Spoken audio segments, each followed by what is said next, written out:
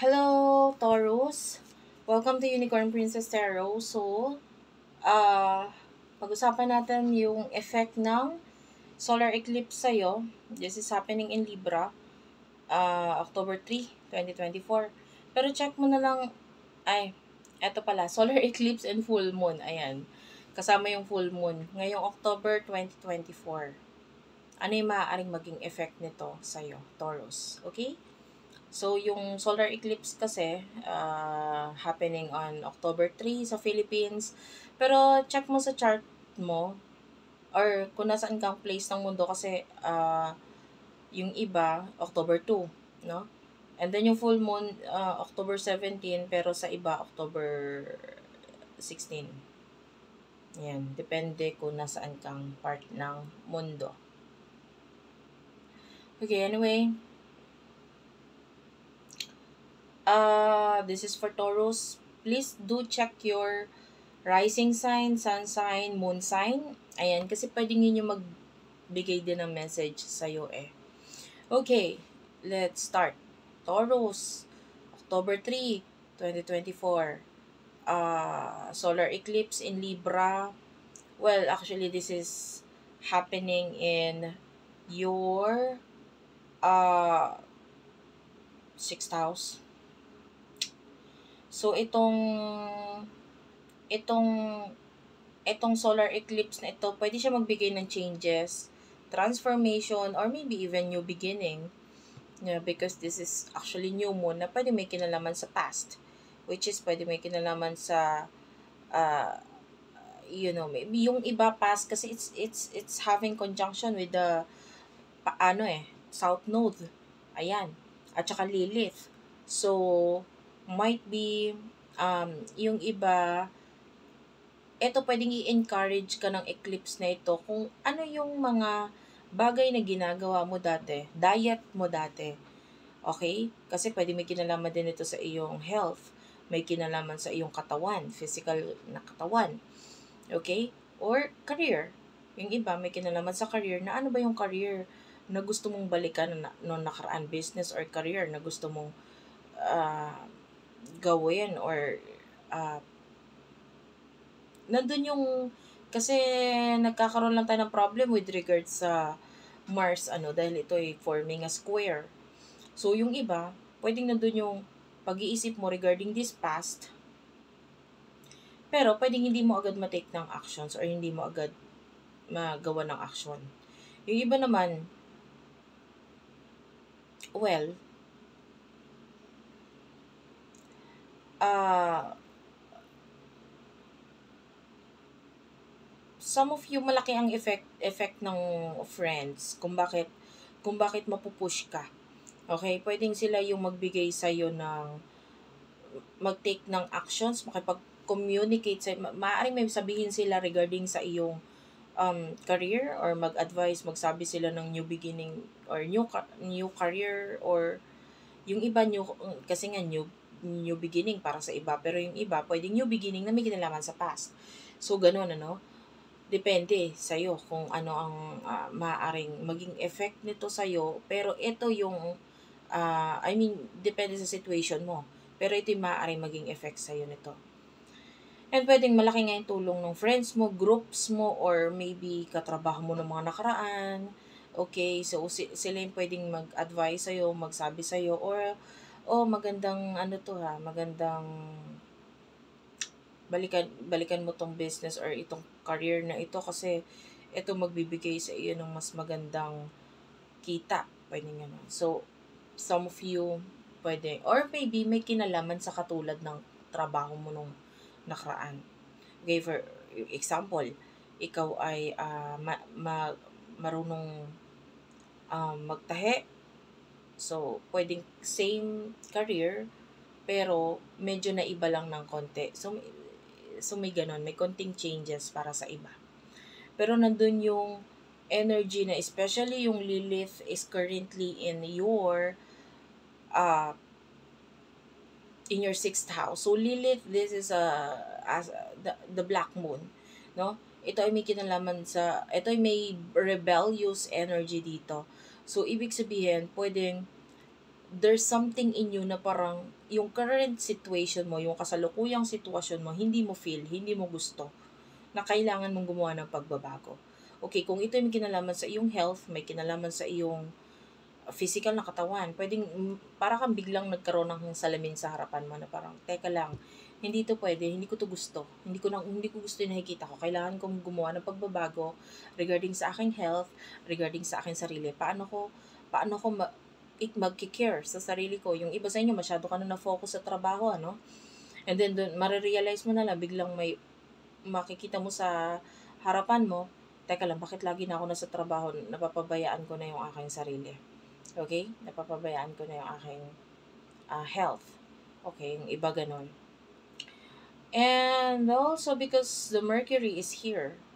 Mercury, and it's in Libra, so might be there's this feeling ng gusto mo medyo balance.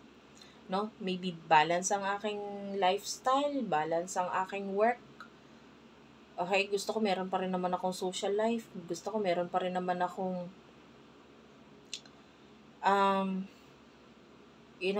enjoyment with regard sa aking siblings. Ayan. Or neighbors. Yan. Yung iba, pwede na hikayat mag-zumba. Ano? So, pwedeng ganun yung maging effect sa'yo. Kasi nakita natin na pwedeng may kinalaman dito sa iyong health May kinalaman sa iyong daily activities. Paano mabaguhin yon, paano aayusin, ano yung magandang balikan, ano yung mga bagay na dapat baguhin sa araw-araw para maging mas healthy, mas maging maayos. Okay? So,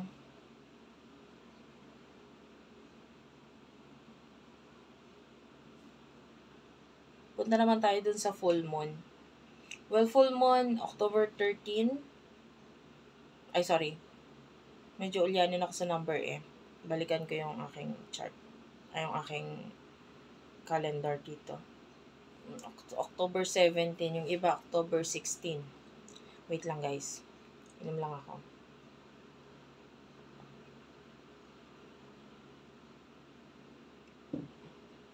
Okay? October 16, meron tayo ditong full moon. This is happening in your 12th house. But, itong effect nito sa'yo, maybe there's some kind of healing na gagawain mo. Dahil pwedeng may mga changes with regards to yourself. No? Pwedeng yun nga, dahil may kinalaman sa health mo, yung iba, time for me to heal. Time for me na ayusin ang aking sarili. No? So, pwedeng yung iba, because of the new moon, pwedeng may mga sakit din na malaman ka sa sarili mo, kaya mo to babaguhin. No? Or merong friend mo, kaibigan mo, or someone na pwedeng maging dahilan kung bakit parang maging inspirasyon mo na gawain yung mga pagbabago na yon sa iyong sarili, sa iyong health. No? Whether good or bad. Yung iba, for example, diba, halimbawa, yung kaibigan mo, nabalitaan mo, nagkasakit, tapos sasabihin mo, ay, ang bata pa niya. Parang panggising ito, no? Itong full moon na to sa'yo. Especially ito ay forming conjunction with the Chiron. So, pwedeng ito, gigisingin ka nito, hoy, kailangan mo ayusin ang health mo. Dahil masyado mong pinabayaan. So, yan. This is your time na you will retreat from the world. Yung mga makamundong bagay. Like, for example, bakit ka nagtatrabaho? Nagtatrabaho ka kasi gusto mo ng pera. Gusto mo ng maayos na kita. Okay? Meron kang bibilhin na something, like ibili ka ng sasakyan or something, or mga anong luho. Tapos ang ending, kaka-push mo na magawa ito, napapabayaan mo yung katawan mo, yung sarili mo.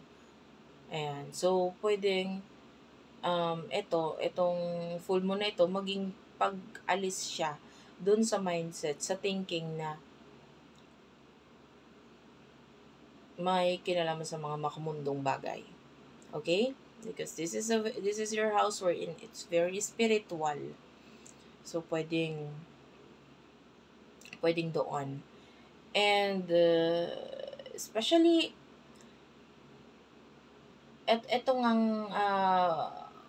Uranus is happening in your house, in your first house. So a lot of transformation ang mangyayari sa iyong sarili, sa iyong identity, sa iyong sarili, kung paano mo i-present ang sarili mo sa mundo.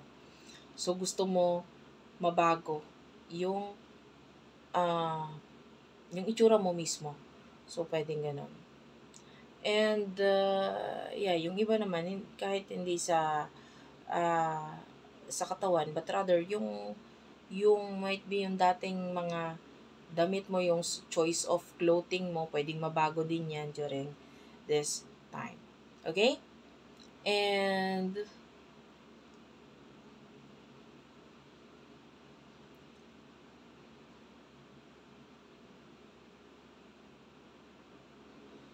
Jupiter, it's in your second house. Well, nakita tayo dito ng some of you, if part of your family, there's a possibility of, owning money or magkakaroon ng pera regarding pera na may kinalaman sa mga naiwan ng relatives, or maybe kahit hindi naman pera, but rather something na ibibigay sa iyo ng mga taong pwedeng na namatay na, or yeah, so pwedeng mga mana, because your Jupiter is here having sextile with the moon. And yung iba sa inyo, pwedeng may kinalaman dito, no?